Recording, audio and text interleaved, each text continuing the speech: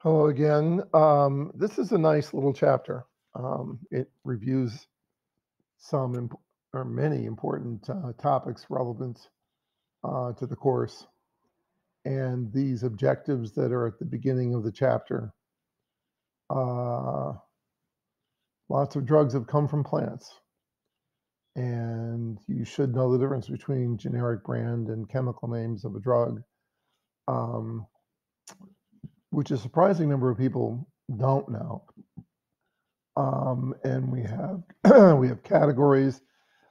Placebo effect is critical in terms of assessing the therapeutic effectiveness of drugs, and some sub areas of what I guess you could call medicine exist largely because of placebo responding. Um, it's a bit parasitic. And there's ED, but this is good. EDLD therapeutic index. I've given you some wiki entries on that.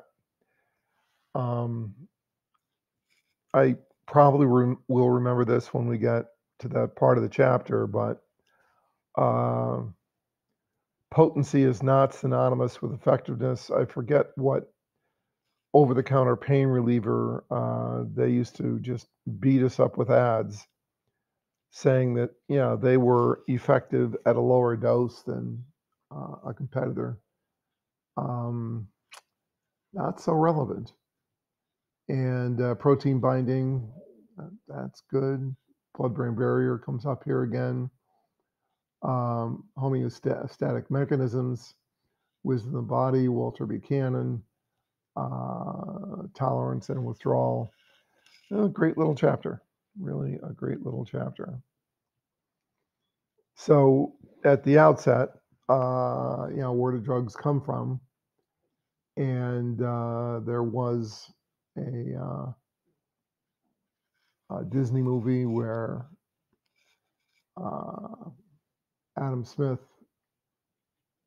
friend of Pocahontas, allegedly um, needed pain reliever, and they went to the willow tree, and that's pretty classic, of course.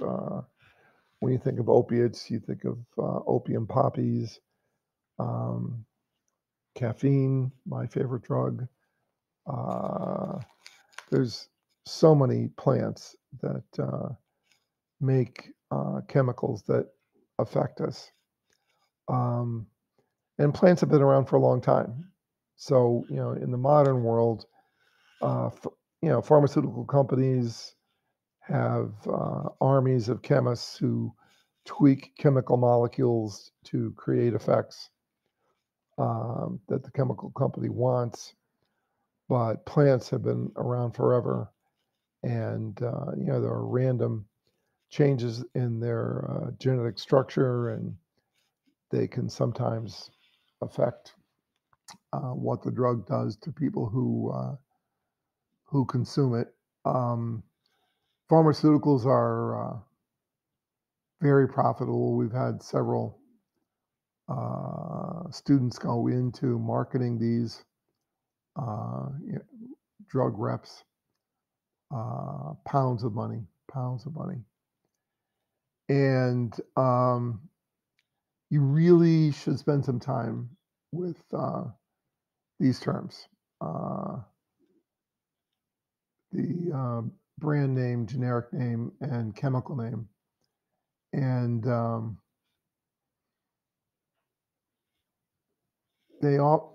people who aren't familiar with these often get confused.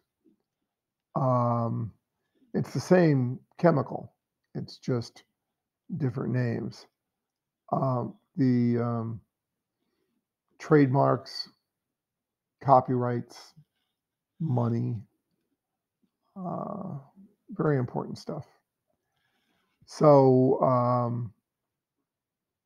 you get to patent a drug for 20 years, but that's not 20 years of marketing. That's 20 years since it was produced. So it's complicated. The drug company that originally formulated the drug right toward the end of their patent, they may discover, oh, look, if you do this little thing to this molecule, it works better. Let's do that. And in a sense, they reset the timer. And I remember pretty vividly in graduate school, uh, I had two friends who were bipolar. They were always up to something. And the chemist bipolar, he was out of his mind excited because uh, Tylenol was about to become something generic, and he thought it was a great pain reliever, and it can be. And he wanted some of that action. But when he was deep in the throes of being manic, he would go off into the forest and shoot things. Um, but he's right about Tylenol. Uh, Tylenol has been around a long time, and it can be quite safe. It doesn't play well with alcohol, however. Um, so here's different ways of addressing the same drug, and then different drugs, nicotine stimulants, hallucinogens, cannabinoids, depressants. And now the book uses the term opioids, and that is the future. I can't fight it. But for me, opioids, if they're drugs, are opiates. And I've done research for 40 years on morphine, and which is an opiate, and naloxone, which is an opiate antagonist. And psychotherapeutics haven't messed with those very much.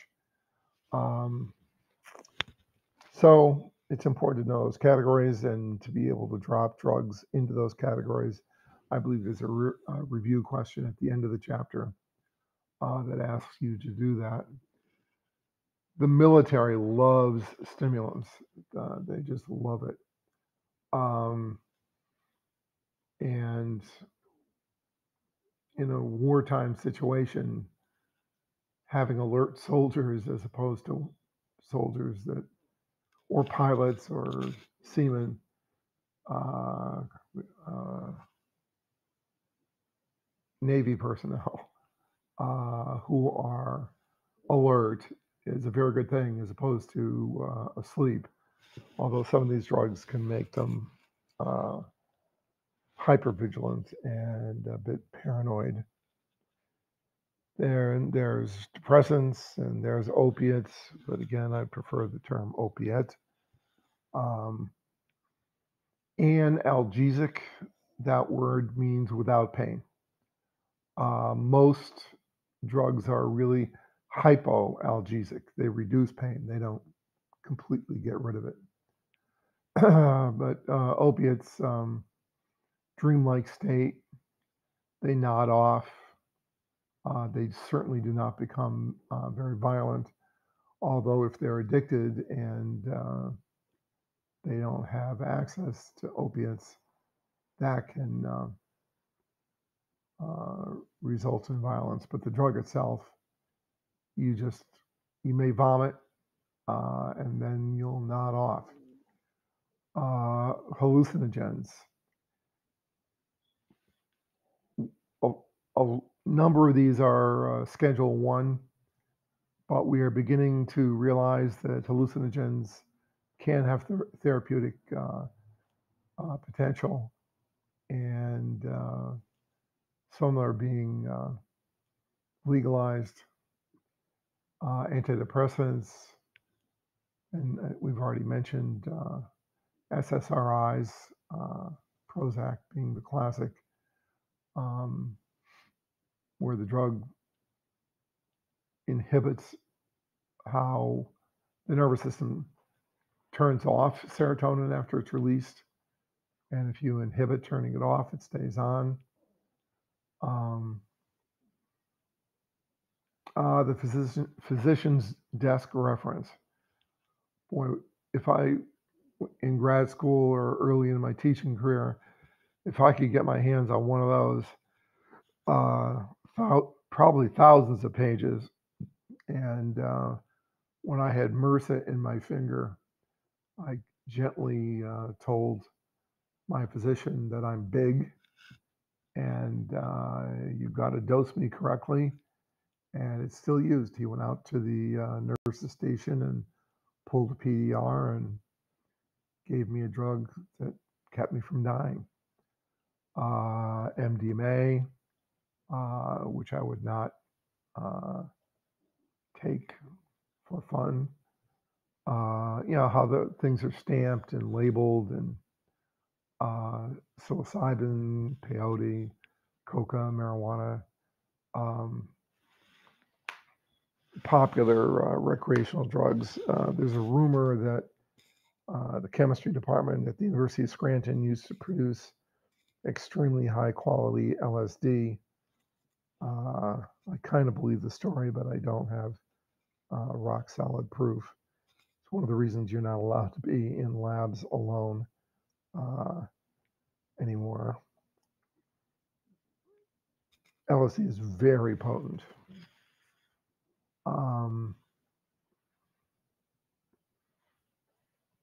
Okay, placebo. I'm a pain guy, and if you believe a drug will help you with your pain, that can inhibit pain. But of course, you're believing with your nervous system, and it'll probably come up again. But relatively early in my career, researchers at University of California, San Francisco, put IV drips into people who had just had wisdom teeth extracted, and that pain is real. And then they told them that they would give them something that might help their pain in their drip. And they got saline, and some of them responded very beautifully. They had pain inhibition from saline. And it involves opioids, endogenous neurotransmitters. How did they figure that out? They gave them naloxone in the drip, and the pain came back. So whenever you do research on things, it doesn't have to be pain, but particularly with pain, you really have to do research on placebo effects. And this is one of the reasons that there are people who primarily base their sort of medical practice on pain control. They really are mostly producing large placebo effects. Double blind, single blind usually means that the person getting the drug doesn't know whether they've gotten it. Double blind is the gold standard. Neither the person assessing the patient nor the patient knows what they're getting. So this is important. And by the way, pain isn't the only one with placebo. There's quote, they concluded 80% of the effectiveness of antidepressant drugs could be obtained from a placebo. This is something we really have to watch out for. Now, I want you to come to grips with dose response functions, and there are figures in the book, and I've given you links to Wiki on this. So those curves look S-shaped. You go from almost nobody shows the purple, red, or blue effect. And then in the middle of the dose response curve, it's pretty linear straight up. And then at the top, it maximizes out. And this is alcohol, reaction time, ataxia, and coma. So let's look at what Wiki has to offer here. It's not earth-shattering, and this doesn't add to anything I'm asking you to know. It's just another, resource. And that looks very familiar. So there's a dose response function. Doesn't quite look like an S. And there are figures that are much more like the ones in your textbook. And notice that the figure starts at 0 and goes to 100, and the x is 50. And by the way, there's semi-log plots, not very important. And there's a Hill equation, not very important unless you're really into it. Very important for researchers in the field of pharmacology. And then we have therapeutic index, which the book does a good job of discussing. And so here we're talking about LD50, that's the ultimate bad news effect, you're dead. And the ED50, which is the effective dose. Usually we don't let you die. However, we may tolerate some toxic effects. So there you have TD50 and ED50. And again, I'm not adding anything here, but this is worth looking at just to expand your horizons a bit. And that box on attention deficit disorder, that's thoughtful and definitely well worth looking at. A lot of people are on drugs for this. And then, there's the ED50 and the LD50 and the therapeutic index. So it's all there. Side effects, which would be toxic doses typically. By the way, as you can continue to take these drugs, your tolerance to the effective dose and the toxic dose may not follow the same time course. And sometimes that's really good, because if you're taking a drug and the side effects are really bothering you, but you hang in there, the side effects sometimes kind of drop out and the therapeutic effect continues.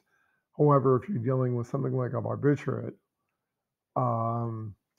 the tolerance occurs more rapidly to the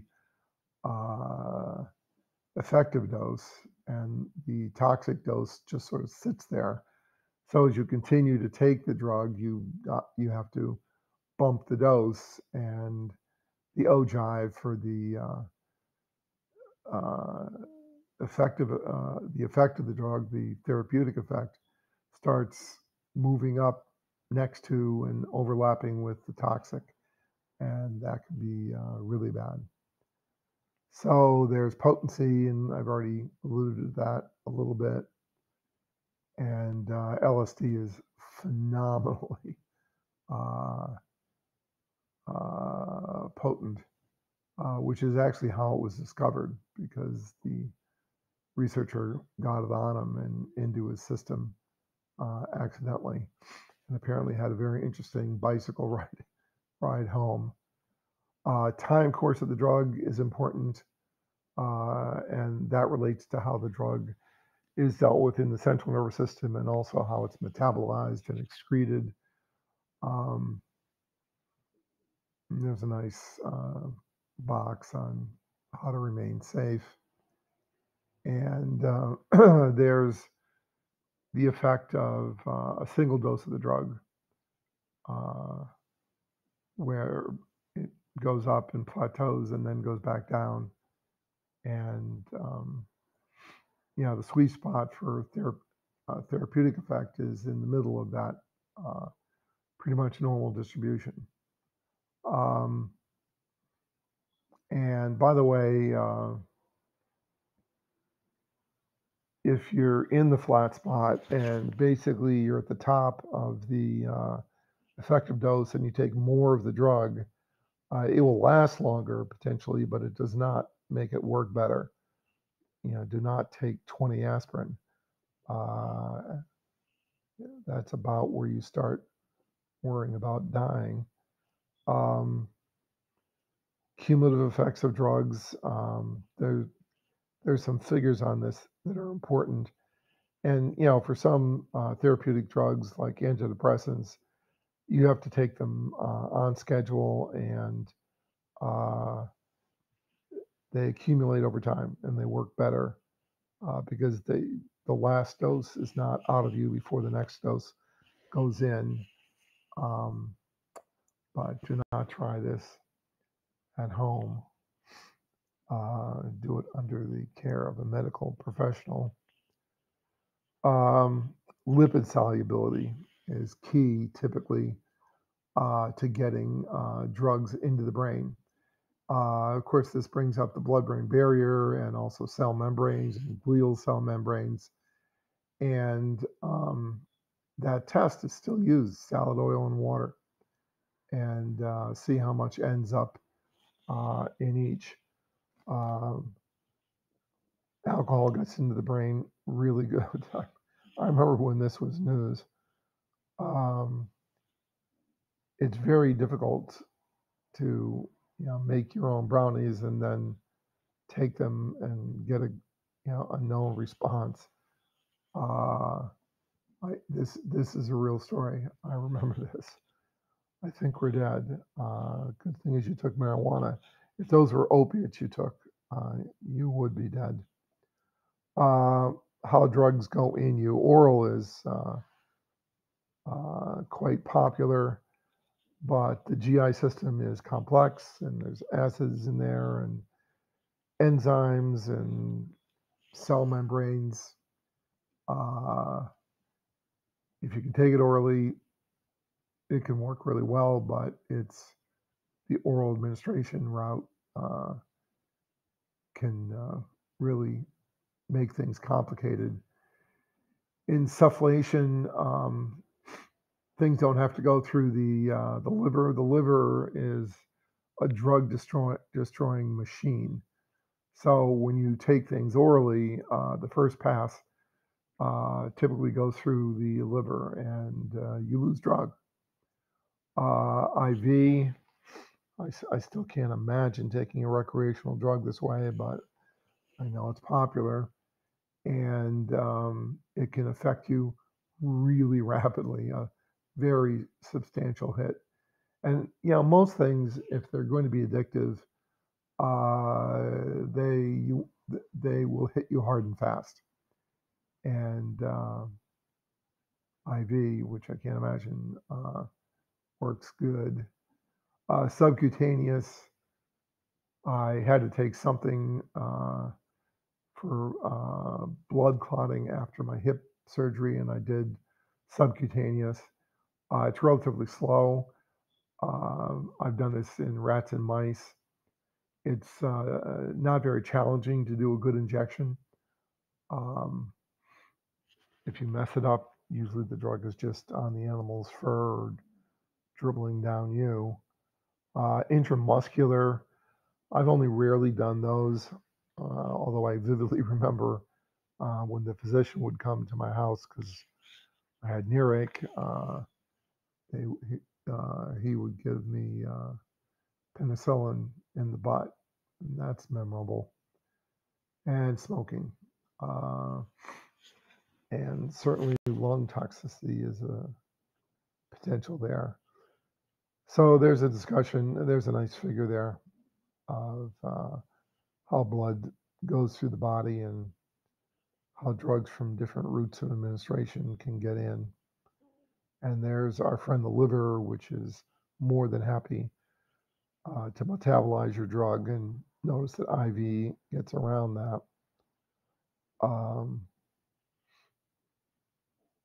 And inhalation can get around that too. And IV is popular. Subcutaneous is popular.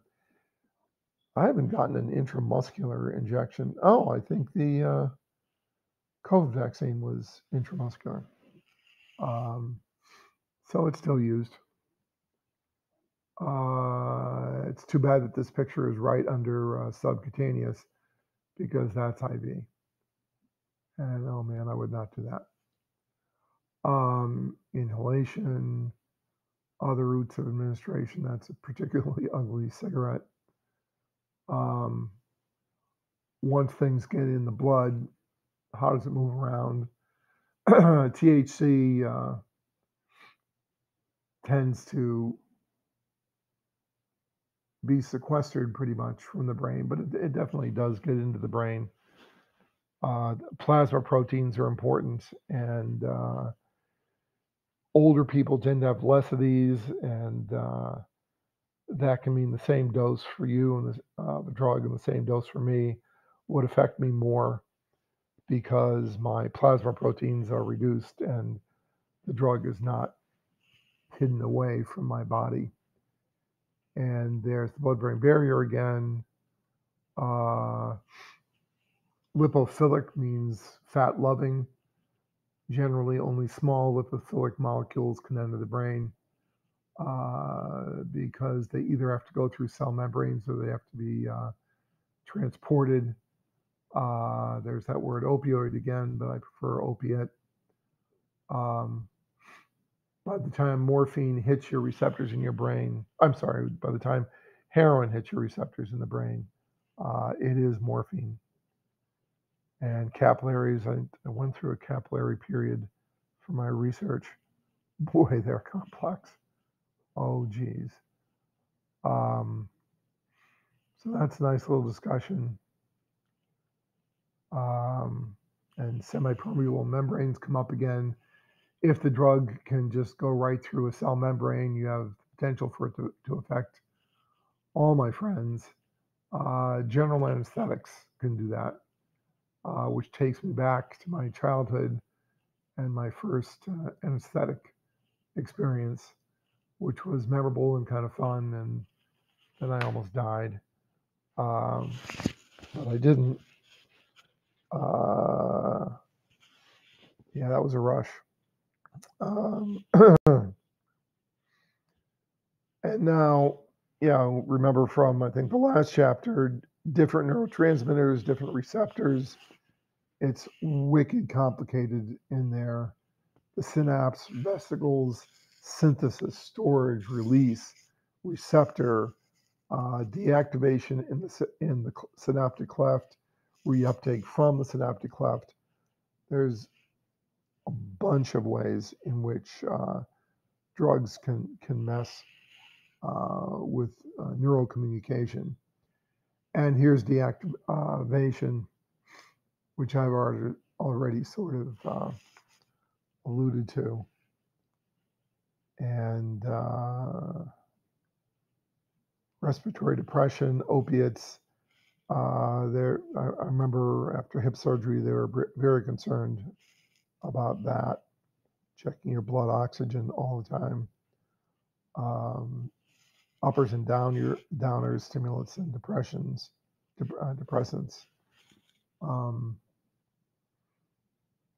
It's complicated. And I haven't mentioned kidneys, but kidneys can be very important for getting rid of drugs. And then the CYP450 family of enzymes in the liver are way important. And upregulating or downregulating them can have a dramatic effect on how well metabolized a drug is. And alcohol affects this.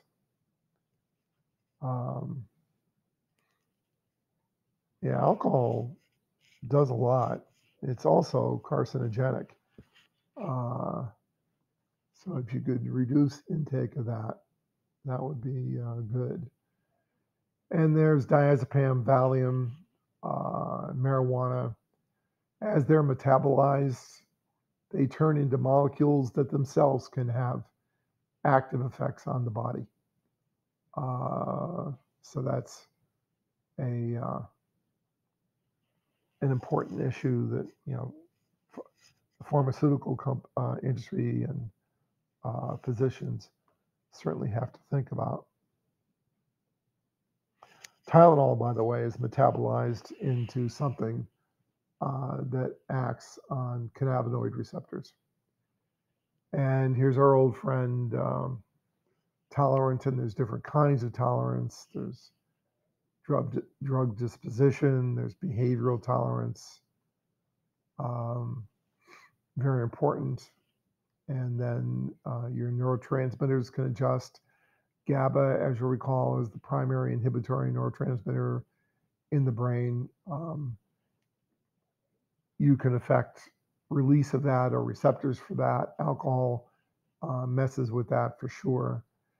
And glutamate is another one that I see is not here, but GABA and glutamate can be very important to effects of recreational drugs and also things like schizophrenia.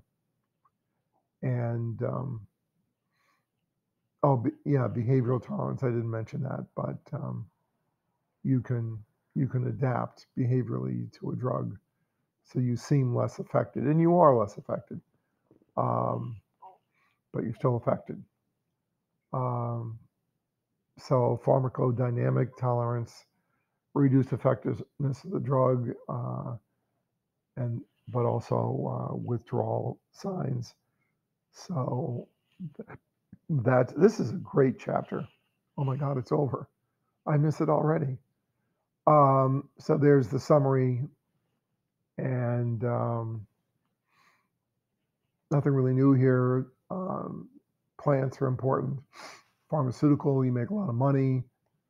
Brand names for the same drug may vary. Generic names, chemical names, stimulants, depressants, opiates, hallucinogens, psychotherapeutic. They often have that in the PDR, the physician's desk reference.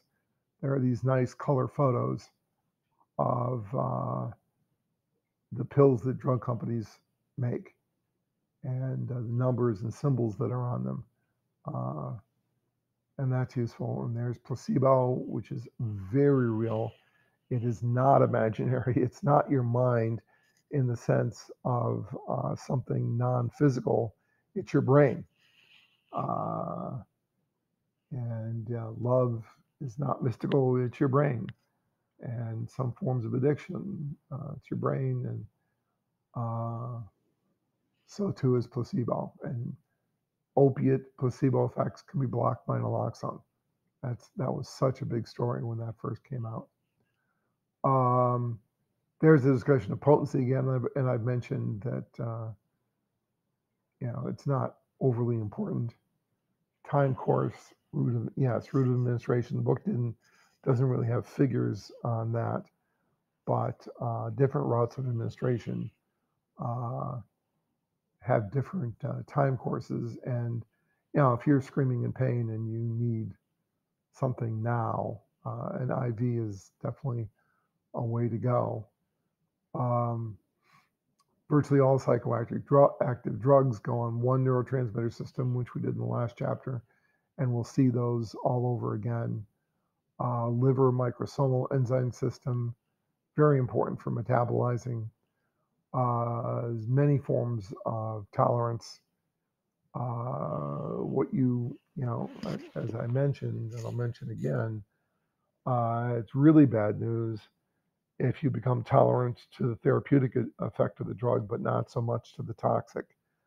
Of course, it's good news if, for example, you're taking antidepressants and you become tolerant to the toxic effects, but the therapeutic effects hang in there. So it depends, and which is why you should deal with medical professionals. And the review questions are good.